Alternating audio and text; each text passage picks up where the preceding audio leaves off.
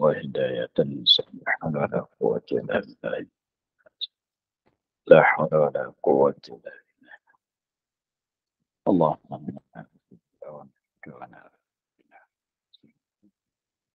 والهم الملائكة من قبل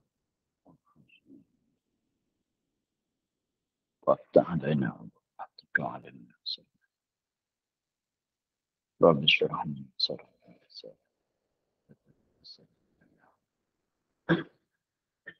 قال الشيخ تعالى نفعنا في الدارين.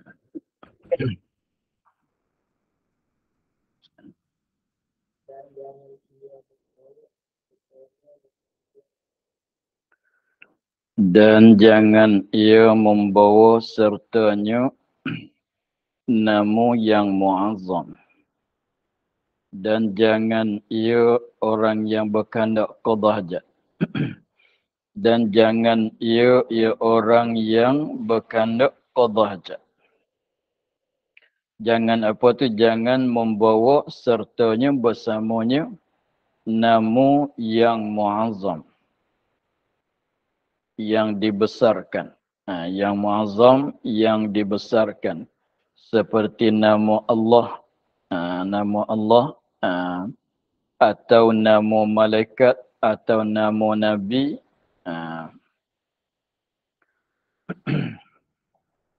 Jadi apa-apa benda yang ada tulisan,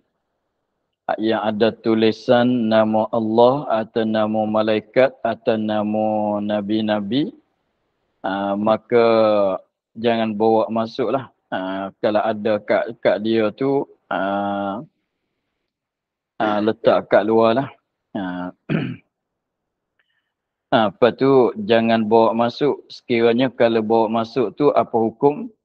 Dan makruh memasuk ke dalam tempat qada hajat namu yang tersebut. Dan makruh, hukumnya makruh. Makruh memasuk ke dalam tempat qada hajat, bawa bersama tu namu yang tersebut. Nama-nama Allah, nama-nama para malaikat, nama-nama para nabi. Masuk ke dalam tempat qada hajat tu makruh. Dan Quran, dan membawakan Quran sebuah ke atau satu ayat ke, asalkan dikatakan Quran. Bahkan jika takut kena najis, maka haram membawa masuk. Bahkan jika takut, kalau bimbang takut kena najis, kalau kita bawa masuk ke dalam tempat qada hajat, takut benda itu, nama-nama Allah, nama Nabi, nama malaikat, ataunya Quran, itu takut kena najis. Sebab qada hajat tu memanglah kita membuangkan najis. Takut nak kena najis pada nama Allah dan nama malaikat, nama Nabi dan Quran tu, maka hukumnya haram. Jadi maknanya hukum membawakan nama Allah, nama Nabi, nama malaikat, kan Quran masuk ke dalam tempat qada hajat tu, kalau rasanya, kalau dia bimbang takut nak kena najis ketika dia qada hajat, takut nak kena mengecik air kencing ke, katalah, maka itu adalah haram. Sekiranya kalau tak takut nak kena najis, maka adalah itu makruh. Seperti ada tulisan dalam kertas tu ada nama Allah. Dia ada tulis Assalamualaikum warahmatullahi wabarakatuh. Itu ya. Dia letak dalam poket. Misalnya katanya ada orang sampaikan surat kepada dia. Surat kiriman. Lepas tu dia letak dalam poket baju. Tapi dalam surat tu adalah Bismillahirrahmanirrahim. Assalamualaikum warahmatullahi wabarakatuh. Maka dia letak dalam poket baju, dia masuk dalam bilik air tu, dia sangkut kat dinding tu, tak, memang jauh daripada najis. Maka itu adalah makruh. Sekiranya kalau selamat, kalau selamat daripada kena najis kat bilik air, kat tempat qada hajat, maka bawa masuk tu adalah makruh. Tetapi kalau rasanya kalau bawa masuk ni akan kena najis. takut nak kena najis, maka bawa masuk tu adalah hukumnya haram. Inilah yang dimuktamadkan, yang muktamad pada tufah. Ini hukum, maknanya makruh dan haram. Makruh kalau tak takut nak kena najis, haram kalau takut kena najis. Itulah yang diiktimadkan oleh Ibn Hajar di dalam kitab Tufah. Jadi bukan haram straight. Kata Azra'i, haram kerana membesarkan dia, mahramat. Jadi kata Azra'i haram, maknanya takut, sama ada takut nak kena najis ke tak takut nak kena najis, maka adalah haram ke semua. Jadi tak samalah. Jadi di Ibn Hajar dalam kitab Tufah tu, kalau tak takut nak kena najis adalah makruh. Tapi dikatakan oleh Azra'i haram semata-mata. Itu maknanya kata Azra'i haram, yakni haram semata-mata. Haram semata-mata. Sama ada takut nak kena najis ataunya tidak. Jadi haram semata-mata. Walaupun kita yakin kata selamat sebab kita bungkus. Kita letak dalam poket, kita bungkus pula. Poket baju, lepas tu baju tu kita sakut kat dinding. Walaupun selamat sekalipun, bukan masalah selamat tak selamat sini, dia katanya haram tu kerana nak menghormatkan nama Allah dan nama malaikat dan nama nabi-nabi dan ayat-ayat Quran. Nak menghormat, maka dengan kehormatan nama Allah, kita nak hormatkan nama Allah, nama malaikat, nama nabi dan ayat-ayat Quran, kita tak bawa lah masuk ke dalam tempat yang begitu. Itu khilaf ya. Dan sunat ia orang yang hendak qada hajat duduk atas kaki kirinya. Sunat dia duduk di atas kaki kiri. Macam mana duduk atas kaki kiri, tengok dia tafsir. Ia ni bertinggungnya. Dia duduk nak qada hajat tu, dia meninggung dan mendirikan kaki kanan.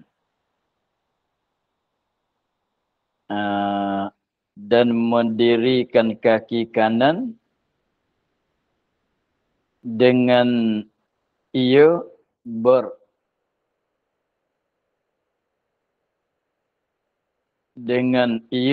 bertelekan atas anak jarinya, atas segala anak jarinya, kerana memeliharkan dia dan kerana mudah keluar daripada duburnya. Jadi cara nak qada hajatnya, cara duduk tu duduk bertinggung. Dia kata biasanya kalau kita duduk bertinggung tu, tapak kaki kita kanan dan kiri tu rapat dengan lantai kedua. Rapat kedua. Tapi ni tak. Dia kata maksud dengan duduk atas kaki kiri tu, dia katanya dan duduk bertinggung, apa tu, mendirikan kaki kanan. Dengan ia ni serta ia. Dengan ia ni serta ia bertelekan atas segala anak jarinya, anak jari kaki kanan. Jadi begini. Ni jari ni, biasanya kita duduk begini. Kita kaki kanan kiri kita tu duduk begini ya. Rapat begini tapak tu. Lepas tu sebelah kanan tu kita akak begini. Jadi tumit tu akak. Tu mana mendirikan kaki kanan. Jadi tumit tu akak. Duduk bertinggung, lepas tu tumit kanan itu akak. Jadi kita bertekan dengan hujung jari saja. Jadi rupanya begini. Jadi maknanya sini kita kata tumit lah. Sini tumit. Maka apabila kita letak kat tangan tu, kita letak tu jangan rapat begini sebelah kanan tu. Kita akak. Jadi tumit tu akak begitu. Lepas tu jadi tekan dengan hujung jari. Jadi letak begitu. Jadi mana kaki kita tu tinggi sebelah lah. Jadi badan kita sengit kepada badan kita tu jadi sengit kepada sebelah kanan, sebelah kiri lah.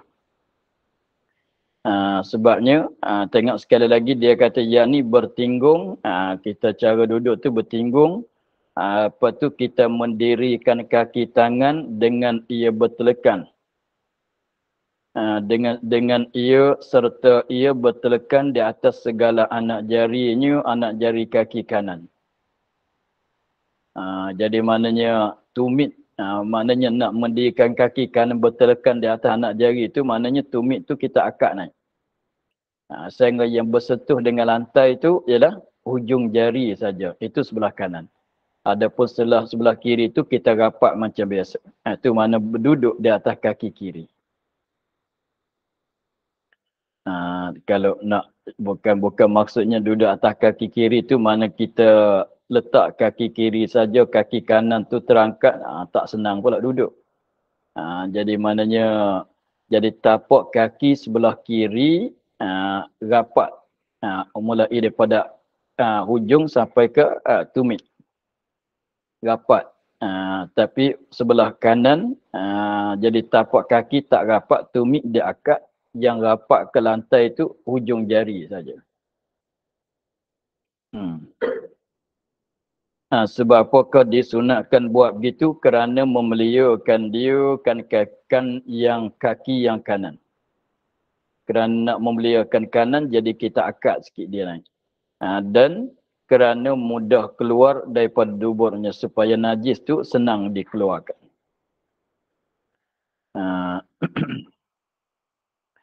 Dan sunat jangan menghadapkan kepada ke kiblat dan membawa dan membelakangkan dia kan kiblat. Sunat jangan menghadapkan ke kiblat. Dada kita tu, muka kita jangan menghadap ke jihad kiblat, ke arah kiblat. Dan membelakangkan dia kan kiblat. Jadi makruh. Makruh kita qada hajat menghadap kepada kiblat, artinya membelakang kepada kiblat. Tapi kata sunat jangan tu maknanya kalau menghadapkan kepada kiblat tu adalah makruh, membelakang kepada kiblat pun adalah makruh. Jika ada dinding antaranya dan antara kiblat. Kalau ada dindingan, kalau ada sekatan, kalau ada dindingan tu ni katanya nak tu makruh. Makruh menghadap kepada kiblat, makruh membelakang kepada kiblat. Maknanya sunat tak menghadap kepada kiblat, sunat tak membelakang kepada kiblat. Itu kalau ada dinding, ada dindingan antara dia dan antara kiblat. Dinding-dinding tu yang dimuktabarkan. Sifat bagi dinding-dinding tu yang dimuktabarkan. Jikalau bukan tempat yang disediakan baginya.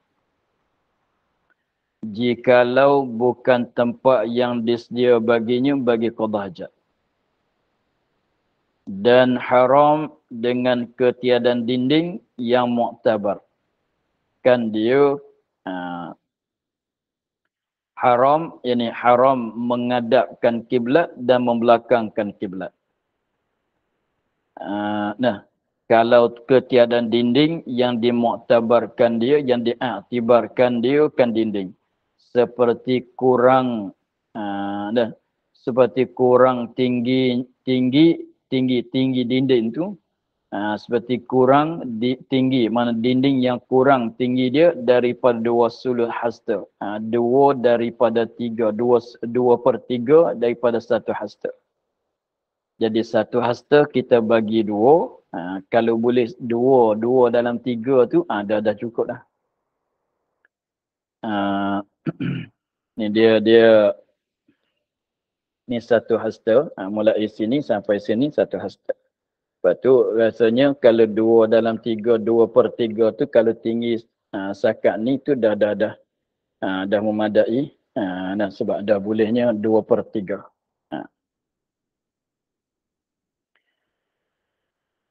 Atau jauh. Mananya dindingan tu dah tinggi. Lebih pada 2 hasta tetapi dia duduk jauh daripada dinding. Jauh lebih daripada 3 hasta.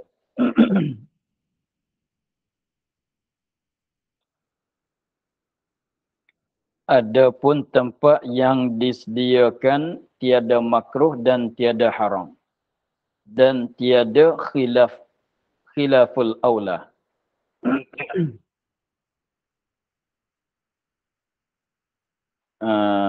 Dan adapun tempat yang disediakan. Tempat yang disediakan untuk qada hajat.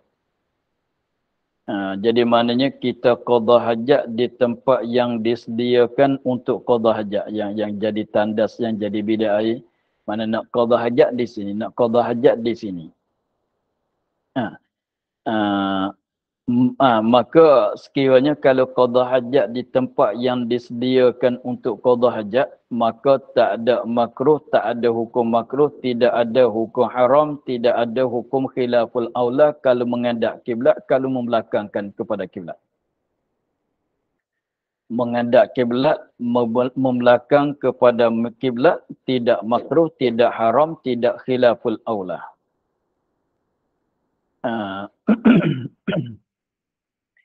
Jadi masalah menghadap kiblat dan membelakangkan kiblat ni tafsil dia macam ni.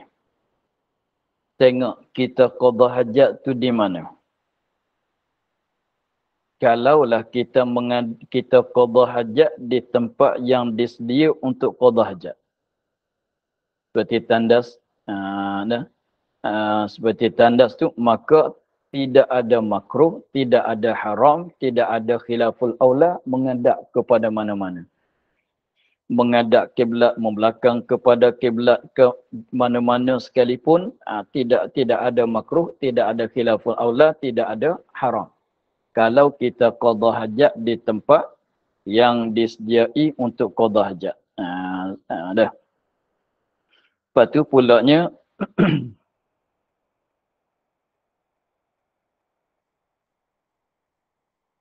kalau kita qada hajat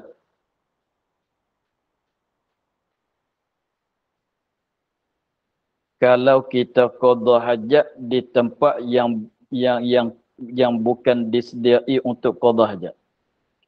Kalau dia qada hajat di tempat yang bukan tempat yang disediai untuk qada hajat. Macam mana? Contohnya kalau sekarang tu, kalau kita qada hajat kat tandas tu, maka itu dah jadi tempatnya disediai. Contohnya kalau kita pergi ke laut ke masalah, ke laut, artinya kita masuk dalam hutan masalah, maka mana-mana tempat yang kita nak qada hajat dalam hutan tu memanglah bukan tempat yang diqadai lah, yang disediakan untuk qada hajat lah. Artinya kat padang pasir ke, kat sawah padi ke, itu memang bukan tempat disediakan untuk qada hajat. Melainkan kalau orang tu dia buat kebun, dia simpankan satu tempat, dia cocok kayu masalah untuk buat qada hajat di situ, itu jadi tempat yang disediakan untuk qada hajat. Jadi kalau kita nak buat, kalau kita buat kebun, lepas tu di satu tempat daripada kebun kita tu, kita buat lingkungan untuk jadi qada hajat. Itu jadi tempat yang disediai. Tak mesti dalam rumah lah. Tapi dalam masa biasa-biasa ni kalau pergi jalan kat kebun ke masalan, kat hutan ke masalan, ataunya kat padang pasir ke masalan, maka biasanya tak ada lah tempat yang disediai untuk qada hajat. Maka sekiranya kalau dia qada hajat di tempat yang bukan disediai untuk qada hajat, maka menghadap kepada kiblat, membelakang kepada kiblat, menghadap kiblat dan membelakang kiblat tu ada kalanya makruh, ada kalanya haram. Ada kalanya makruh, ada kalanya haram. Kalau menghadap kepada kiblat, membelakang kepada kiblat. Maknanya kalau nak lepas daripada makruh tu, belakang pun salah, membelakang pada kiblat pun salah, menghadap dada tu, makna bagi dada kepada kiblat salah. Beri belakang kepada kiblat pun salah juga. Nah, tapi salah tu maknanya ada kalanya makruh, ada kalanya haram.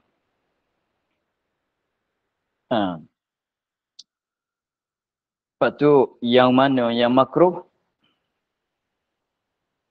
Yang makruhnya sekiranya ada dindingan antara dia dan antara kiblat. Lepas tu dindingan sana itu syarat nak jadi dindingan tu kena tinggi sekurangnya 2 sulus hasta. Atau lebih tinggi pada tu lagi. Kalau ada batang kayu ke masalan, atau ada pokok ke masalan, antara dia dengan antara kiblat, tu dah lepas lah. Lepas tu benda tu tinggi dianya jangan kurang daripada 2 sulus hasta. Lepas tu apabila dah ada, contohnya dia nak qada hajat masalan. Apabila nak qada hajat kat hutan ke kat mana, kat sawah padi, dia ambil batu ke letak di depan dia, di depan antara dia dengan kiblat, letak di depan, artinya ambil daun kelapa ke masalah, daun pisang ke, cocok di situ untuk nak jadi sekatan di antara, nipis pun tak mengapa sebab nak jadi lindung saja. Ambil daun pisang, cocok kat tanah tu. Lepas tu daun pisang tu jangan rendah daripada 2 sulus hasta atau apa-apa saja. Ambil, kalau kat tempat kita tu daun-daun tu banyak, rating-rating kayu tu banyak. Ambil rating kayu tu cocok. Jadilah lindungan. Jadilah dindingan tu. Lepas tu benda nak jadi syarat nak bagi jadi dindingan tu, benda tu jangan rendah daripada 2 sulus. Atau maknanya 2 sulus ke atas lah, atau lebih tinggi. Lagi pulanya apabila dah ada, duduk dia tu jangan jauh daripada benda itu lebih daripada 3 hasta. Dengan maknanya kalau ada dindingan yang tak sampai 2 sulus tinggi dia, artinya ada tetapi dia duduk jauh lebih pada 3 hasta, maka hukumnya tak ada dindingan. Begitu. Jadi masalahnya hukum makruh tu sekiranya kalau dia menghadap kiblat atau dia qada hajat di tempat yang bukan tempat disediai untuk qada hajat. Lepas tu dia menghadap kepada kiblat. Dia membelakang kepada kiblat. Tapi ada dindingan, ada benda yang buat dinding, buat sekatan dah. Dan yang dimuktabarkan tinggi lebih pada 2 sulus hasta, duduk tak lebih daripada 3 hasta, maka itu hukumnya makruh. Tetapi kalau tak ada dinding, tak ada buat apa-apa sekatan, kalau tak ada buat dinding, artinya ada tetapi tak tinggi lebih pada 2 hasta, artinya dia duduk jauh daripada dindingan itu, maka menghadap kepada kiblat dan membelakang kepada kiblat tu adalah hukumnya haram. Lepas tu nak buat dindingan tu tak payahlah. Kalau ada kain, kita betangkan kain tu. Kalau tak ada pun carilah rating-rating kayu tu, kita kumpulkan, kita cocok kat tanah. Jadilah. Artinya ambil daun pisang ke, daun kelapa ke, apa-apa saja, batu ke, kayu ke. Nah, kalau ada pusu tu, pusulah contohnya untuk nak jadi dindingan. Jadi maknanya jadi qada hajat menghadap kepada kiblat tu dan membelakang kepada kiblat tu tengok. Jadi pada artinya dua-dua kelakuan. Kita qada hajat di dalam tempat yang disediai itu kepada mana-mana pun tak haram, tak makruh, tak khilaful aula. Sebab tu apabila kita nak buat bilik air, apabila kita nak buat tandas tu, plan tu, kalau yang tu nak menghadap kepada mana-mana pun tak mengapa lah, sebab ia tak ada makruh, tidak ada haram, tidak ada khilaful aula. Pusinglah kat mana-mana pun tak ada masalah. Gitulah. Tapi kalau tempat yang tidak qada hajat tu, kalau ada dindingan, ada dinding yang dimuktabar, makruh. Kalau tak ada, hukumnya haram. Sekali lagi kita lalu. Dan sunat jangan menghadapkan kiblat. Maknanya kalau menghadap tu makruh. Dan membelakangkan dia kan kiblat. Jika makruh, jangan saat itu jika dah ada dinding antaranya, antara orang qada hajat dan antara kiblat. Kita katanya, contohnya kiblat sebelah depan saya ni. Kiblat sebelah depan, saya menghadap kepada kiblat. Maknanya bagi ada benda letak di depan, jadi itu maknanya antara kita dengan jihad kiblat tu ada dinding. Dinding yang dimuktabarkan jikalau bukan tempat yang disediakan baginya bagi qada hajat. Dan haram dengan ketian dinding yang dimuktabarkan dia seperti kurang tinggi daripada 2 suluh hasta atau jauh ia lebih daripada 3 hasta. Adapun tempat yang disediakan baginya bagi qada hajat tiada makruh dan tiada haram, tiada khilaful aula. Maknanya menghadap kiblat, membelakang kiblat tak ada hukum 3 perkara ni. Masuk dalam kata harus. Begitulah. Jadi lepas tu qada hajat tu tak kiralah qada hajat besar ke, qada kencing ke. Tak kira lah. Kalau nak kencing pun, kalau kalau masa kita jalan dalam hutan, masalah di kebun di mana, nak kena itulah. Kalau tak ada dindingan tu kena mengelak, jangan menghadap kepada kiblat. Kalau tidaknya menghadap pada kiblat, membelakang kepada kiblat tu adalah haram. Walaupun kencing sekalipun. Sebab tu kalau tak ada apa tu, kalau macam di padang pasir tu, kita boleh kumpulkan pasir pula. Sekiranya kalau tak nak buat gitu, maknanya kalau nak kencing, nak qada hajat besar tu, kalau tak ada dindingan tu, jangan menghadap pada kiblat, jangan belakang kepada kiblat. Begitu dah. Habis. Dan sambung sini, dan makruh menghadapkan dan membelakangkan Baitul Maqdis.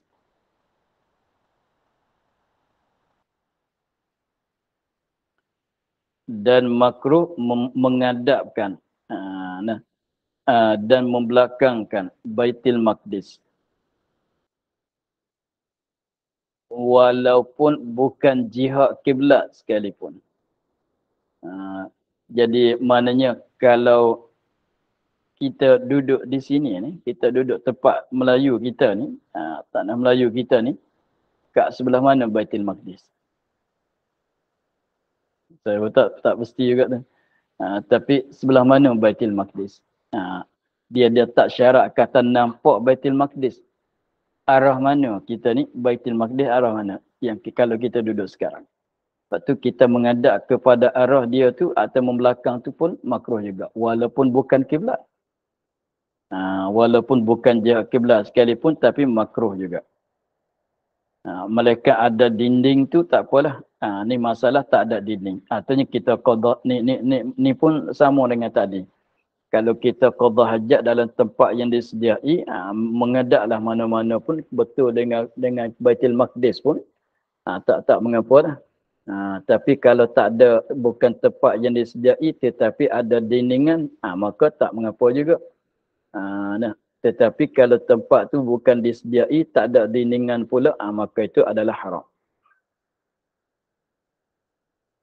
Dan demikian lagi bulan dan bintang pada malam. Dan demikian lagi bulan, yakni menghadap kepada bulan dan bintang pada malam. Pada waktu malam.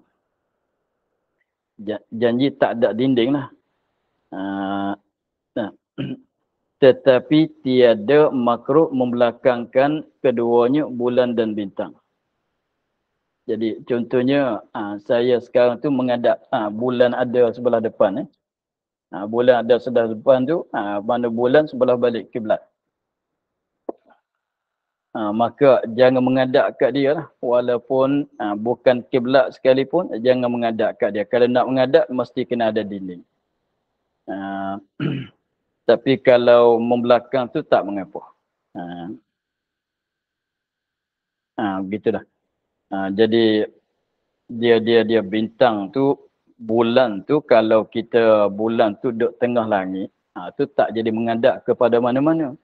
Yang nak jadi menghadap tu kalau kita katanya, kalau bulan baru naik atau bulan yang hampir-hampir nak jatuh, itu jadi menghadap. Lepas tu bintang tu, kalau bintang yang kita tengok tu tengah-tengah langit tu, kita tak jadi menghadap. Tapi kalau kita tengok bintang tu duduk rendahnya begitu, seperti bintang ketika yang 7 biji tu, dia ada berjalan. Masa dia rendah tu, kalau kita menghadap tu, mana jadi menghadap kepada dia. Maka itu, sunatnya kita mengelak. Semua ni, kalau ada di tempat yang tidak disediai untuk qada hajat. Dan sunat menjauhkan daripada manusia.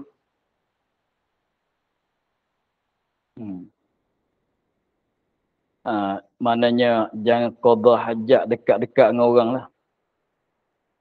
Jangan qada hajat dekat-dekat dengan orang tu. Jangan. Sebab tu takut membawa kepada setengah-setengah tu membawa kepada jatuh maruah. Memanglah masa qada hajat tu macam-macam, nak keluar angin, nak apa kan. Ada sakit perut, ada apa. Nanti orang gelak, nanti apa pula. Jadi jauh. Lagi pulanya lepas daripada orang tengok kepada aurat. Kalau kat padang tak ada benda yang melindungi, maka dia katanya ini masalah bukan tempat yang disediakan, bukan tandah macam kita sekarang lah ni.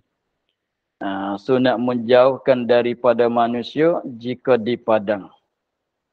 Jika dia tu ada kat padang pasir ke masalah, katalah, maka menjauh daripada manusia kepada tempat yang sunyi. Kita pergi kepada tempat yang tak ada orang, yang sunyi, sekira-kira jangan kedengaran yang keluar dan baunya sampai kepada orang. Jadi kita kena jauh daripada orang. Jauh sakat mana? Jauh tu sekiranya dia tak dengar benda, keluaran benda, suara angin, suara apa tu dia tak dengar orang, dan bau busuk tu tak sampai pada orang. Tu tak nanti jauh sangat dah. Sekiranya tak terganggu orang tu dengan sebab kita qada hajat. Sama juga kalau nak kencing pun, jangan dekat-dekat orang, nanti orang bau, nanti orang apa lagi. Sebab tu jauh lah.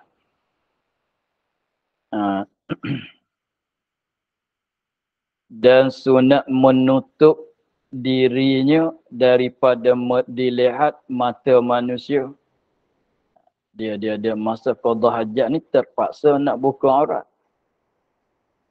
Jadi aurat terbuka pada masa pada masa qada hajat tu dengan secara darurat tak mengapa lah. Dia kena buka kain, buka seluar apa dia. Maka jadi kita ni kalau kalau nak qada hajat tu kalau bukan bilik air, apa tu orangnya ada, lebih laginya kita duduk kat pantai ke tak ada bilik air sana, atau duduk kat padang pasir. Kalau duduk kat dalam hutan tu rasanya senang sikit sebab lindung-lindung dengan pokok-pokok kan.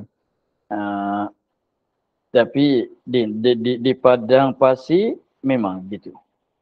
Lepas tu kalau satu rombongan pergi kepada padang pasir yang sama rata begitu, macam mana kita nak qada hajat? Kawan kita pun ada, orang lain pun ada. Jadi tak dapat tidak kena qada hajat, kena pergi. Kalau pergi jauh pun orang nampak. Sebab dia sama ratanya gitu padang pasir. Mereka boleh lindung, ada tempat tinggi rendah, boleh melindungkan. Tapi kalau fardunya, kalau tak ada tempat yang tinggi rendah begitu, jadi maknanya kalau kita pergi jauh daripada orang tu 500 meter pun, orang nampak lagi. Sebab tu, tanah tu jadi sama. Sekiranya, maka kita nak qada hajat, nak cari benda yang buat dinding pun, kita kata cari batu pun susah, cari daun pisang pun daripada mana padang pasir. Misalnya, gating-gating kayu pun tidak ada. Macam mana kita nak buat? Maka sunat menutup dirinya daripada dilihat mata manusia. Kalau boleh lah. Kalau boleh, kalau ada kain kemasan, kita likungan, ada daun-daun masalah gating-gating tu, kita buat likungan sikit untuk nak lindungkan mata manusia daripada pandang kepada kita ketika kita qada hajat, pandang pada aurat kita. Lepas tu nak buat tutupan tu, dan hasillah tutup itu dengan lebar tingginya 2 sulus hasta. Tak mati tinggi sangat. Sebab kalau kita qada hajat tu, kalau 2 sulus hasta tu dah lindung, kalau nampak pun nampak lutut je lah. Jadi maknanya kawasan tu tak nampak lah, dah lindung. Jadi maknanya benda tu lebar dianya, lebar tingginya 2 sulus hasta. Maknanya ni kalau ni tak sampai ni. Ni tak sampai. Kalau kat ni tak sampai. Ni tak mada lagi. Sebab tinggi dia tak sampai 2 sulus. Kalau kita katanya, kalau sampai di sini boleh. Lepas tu kat ni pula. Ni. Ni rasanya boleh tak? Lebih kurang lah. Jadi maknanya, apa dia? Lebar dia, tinggi dia. Mana kat ni kena 2 sulus hasta. Kat ni kena 2 sulus hasta. Ni. Tinggi dia ni kena 2 sulus hasta. Sekurang-kurang. Lepas tu sebelah ni, panjang dia ni, kena 2 sulus hasta. Jangan cocok lidi lah. Kalau kata dah tinggi, tapi bendanya besar ni. Benda besar pen, dia cocok tu tinggi-tinggi lah. Tapi tak lindung. Begitu. Jadi kalau benda tu, kalau kita katanya, kalau kitab yang ni, kalau dah boleh. Dah boleh, lebih kurangnya 2 sulus hasta dah boleh. Tapi tinggi dia tak sampai. Tinggi dia nak sikit lagi. Nak sikit lagi. Tu letak di depan. Artinya kita katanya pasal menghadap kiblat tu masalah lain pula.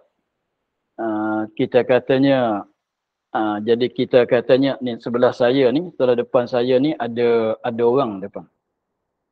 Ada orang depan. Lepas tu nak menghadap sebelah kanan saya kiblat. Nak menghadap sebelah kiri, membelakang kepada kiblat pula. Maka macam mana? Sebelah ni ada orang. Maka kita cari benda letak di sini. Letak di depan. Letak atas tanah, letak di depan. Jadi maknanya kita menghadapkan. Jadi orang pandang pun nampak dada kita lah. Nampak lutut begitu lah. Jadi maknanya dia tak nampaklah kemaluan apa dia tu. Begitu dah. Itu kalau padang pasir mesti nak kena begitu. Dan sunat menutup dirinya daripada lihat mata manusia, pada pandangan mata manusia. Jangan bagi orang nampak lah. Dan hasil tutup itu dengan lebar tinggi 2 hasta atau lebih. Atau lebih tinggi, lebih panjang lagi. Jika qada hajat ia duduk, itu maknanya nak benda tu tinggi panjang dia, lebar dia tu, maknanya tak kurang daripada 2 hasta kalau dia qada hajat dengan keadaan duduk. Duduk nak rendah je lah. Dan memada pula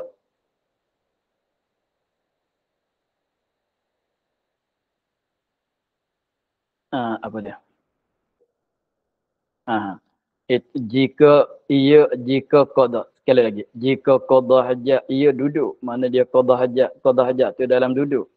Itu benda maknanya panjang 2 hasta, lebar dia pun tinggi dianya 2 hasta dah cukup. Tapi kalau dia kencing dalam berdiri, tak boleh nak tinggi tu lah, dia tak terlindung. Ni kena tinggi sakat atas pada kemaluan dia lah.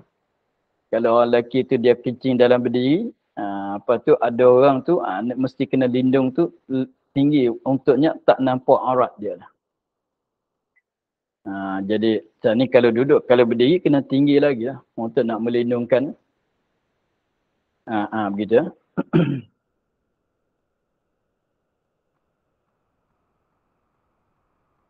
Dan memada pula tutupnya lindung tadi itu dengan turun ke tepi kakinya. Dengan diturunkan tepi kainnya, ini hujung kain. Jika ada qada hajatnya itu dan memada pula tutup itu untuk nak jadi lindung menutup sana itu. Dengan diturunkan, direndahkan, dijatuhkan tepi, yakni hujung kainnya. Macam kita pakai kain belikat ni ya. Kita pakai kain sarung, kain belikat ni, apabila nak qada hajat tu kita buka jadi macam jadi bulat gitu. Tu kita jadi bulat gitu. Jadi kalau orang-orang dulu tu ada, dia telanjang, lepas tu dia selimut dengan kain tu. Dia selimut tu. Jadi hujung kain tu letak di atas tanah. Jadi badan dia tu dalam tu lah. Itu dah memada. Jadi nampaknya nak senang orang Melayu pakai kain. Dia nak duduk tu jangan akid. Jangan akid gitulah. Jadi dia duduk tu dia buka, jangan rapat nanti kena najis pula. Dia buka jadi luas, jadi bulat, mengikut buka penuh kain dia penuh luas, jadi bulat gitu. Duduk dalam tu lah. Macam duduk dalam keret.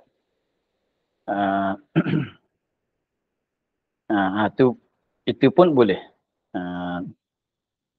Itu dengan kain dia. Kalau pakai baju jubah ke masalah, dia letak hujung kain dia tu, buka je luas sikit, dia tahankan begini, tahankan tangan dia bukanya begini.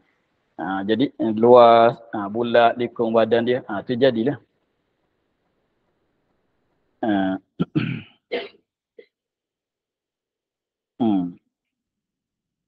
Dan jika ada qada hajatnya, qada hajatnya itu ia berdiri. Kalau dia qada hajat berdiri, maka diiktibarkan daripada pusat. Tinggi itu kena sakat pusat. Bukan 2 sulung tak lindung lah. Jadi maknanya diiktibarkan daripada pusatnya. Sekiranya kalau dia nak qada hajat tu, jadi maknanya kalau dia qada hajat dalam berdiri, maknanya dindingan tadi tu mesti kena tinggi sakat pusat dia lebih kurang.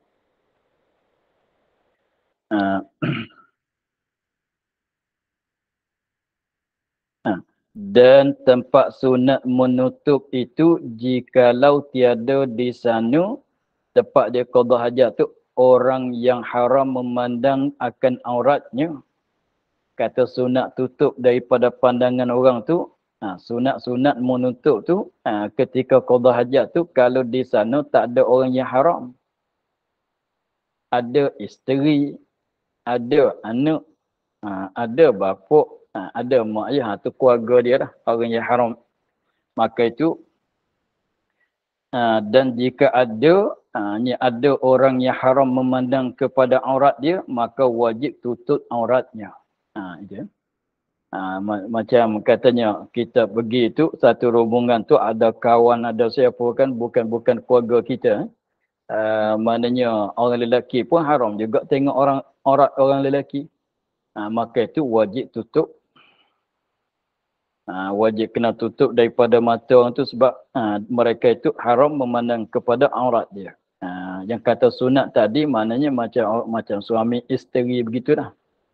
Katanya ibu bapa begitu. Itu adab dia. Dan sunat jangan berkata-kata tak kala keluar yang keluar. Kita akhir di situ. Wallahu a'lam. Alhamdulillah rabbil alamin. أعوذ بالله من الشيطان الرجيم بسم الله الرحمن الرحيم الحمد لله رب العالمين والصلاة والسلام على أشرف الأنبياء والمرسلين وعلى آله وصحبه أجمعين اللهم افتح فتوح العارفين